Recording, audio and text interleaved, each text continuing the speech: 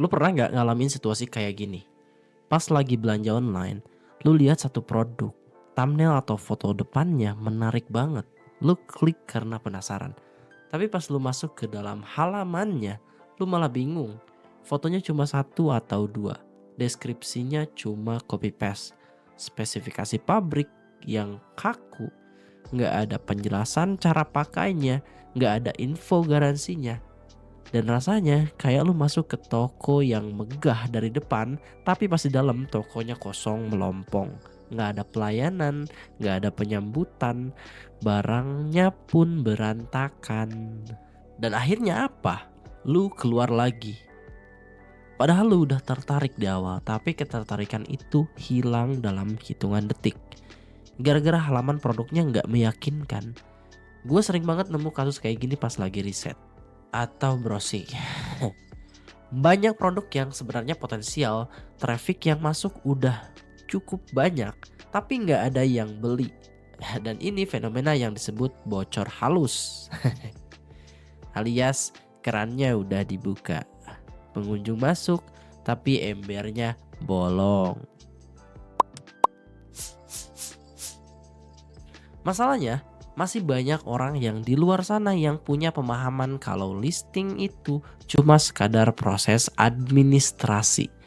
Anggapan umumnya gini, listing itu ya cuma ngisi formulir, upload foto, tulis nama barang, masukin harga, isi stok, selesai, post and pray. Mereka mikir tugas mereka cuma mindahin data barang dari gudang ke internet. Banyak yang mikir, yang penting barang gua murah, pasti laku. Atau yang penting iklan gua kenceng, pasti ada yang nyangkut.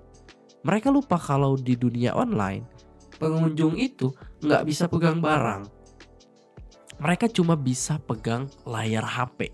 Kalau formulir yang diisi tadi nggak bisa ngegantiin pengalaman memegang barang, pengunjung bakalan ragu dan keraguan tersebut adalah musuh terbesar dari tombol beli sekarang. Dan sampai akhirnya gue dalemin konsep conversion rate optimization, CRO ya. Gue sadar kalau listing itu sebenarnya bukan sekedar katalog digital. Listing adalah landing page atau bahasa manusianya, listing adalah salesman digital. Bayangin lu punya toko fisik.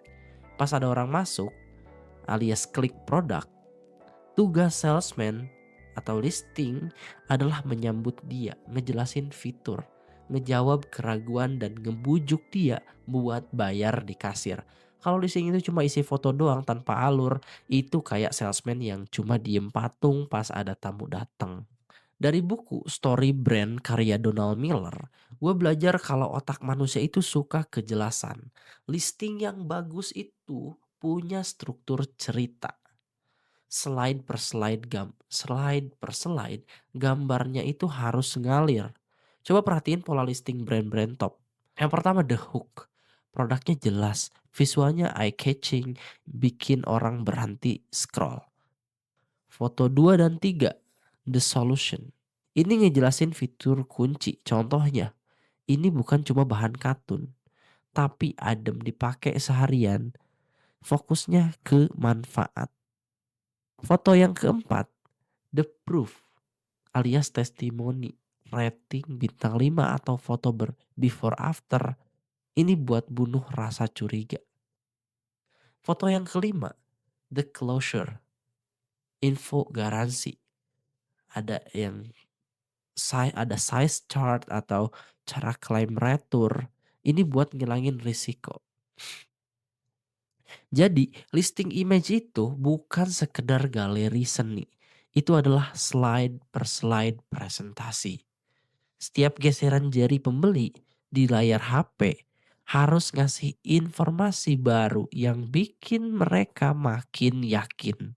Kalau di slide ketiga mereka masih bingung, ini barang apaan? Berarti listing lu udah gagal. Listing itu jembatan yang nganterin orang dari rasa penasaran. Dari rasa penasaran terus klik menuju rasa keyakinan alias bayar. Sebagai desainer, perspektif ini ngerubah cara gua ngelihat sebuah desain listing. Dulu gua mungkin fokus pada background yang estetik, font harus keren.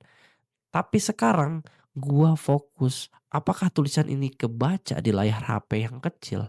Apakah urutan gambarnya udah logis? Apakah orang paham maksud produk ini dalam 5 detik? Dan gue jadi sadar listing yang cantik belum tentu menjual, tapi listing yang jelas dan komunikatif hampir pasti ningkatin konversi. Ternyata tugas visual di listing itu bukan cuma buat pamer, bukan buat pamer estetika, tapi buat memandu mata dan otak konsumen biar nggak kesasar. Biar mereka nggak perlu mikir keras buat ngerti keunggulan produk lu. Jadi listing itu sebenarnya medan perang sesungguhnya. Iklan itu cuma ngundang tamu, tapi listing yang bikin tamu itu betah dan belanja. Sekarang gua penasaran pandangan lu sebagai pembeli atau pengamat. Hal apa sih yang paling bikin lu ilfeel pas lihat listing produk? Apakah fotonya burem, deskripsinya nggak lengkap, atau karena nggak ada foto aslinya? Coba ngobrol di kolom komentar, gua pengen tahu elemen apa yang paling krusial menurut lu buat bikin orang yakin klik tombol beli. Kita Nanois, thank you udah dengerin kita. Ingat, jangan biarin toko lu kosong tanpa salesman yang jago ngomong. Thank you.